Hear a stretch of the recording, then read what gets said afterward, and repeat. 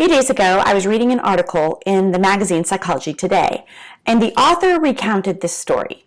He said that he saw an all too familiar but deeply disturbing sight as he watched a young man standing in the light rain with his son, who seemed about 6 years old. And the man was engrossed in this.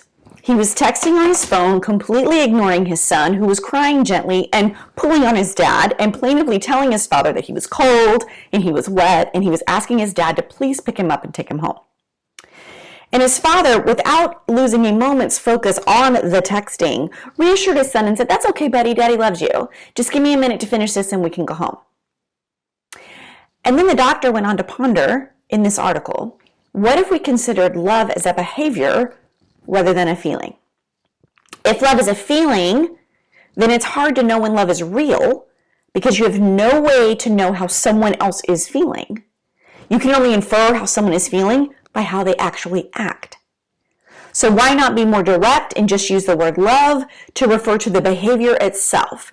Very simply, he says, when someone is behaving lovingly towards you, that means they love you.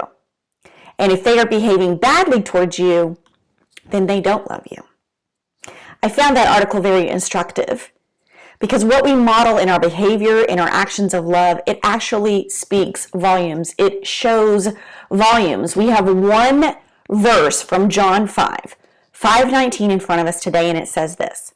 Jesus replied, "The Son can do nothing by himself. He does only what he sees the Father doing in the same way."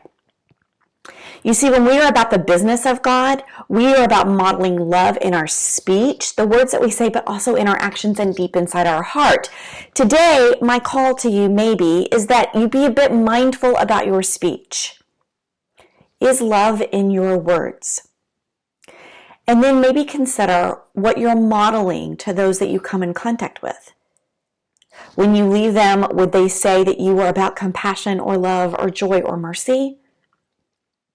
Because that's what God does. That's what God models. That's what Jesus taught. That's what Jesus modeled. And when we say that we are about this way in the world, we're saying, I can't do this by myself, but I have a model. And I'm going to choose to be about love. May God be with us today and all days.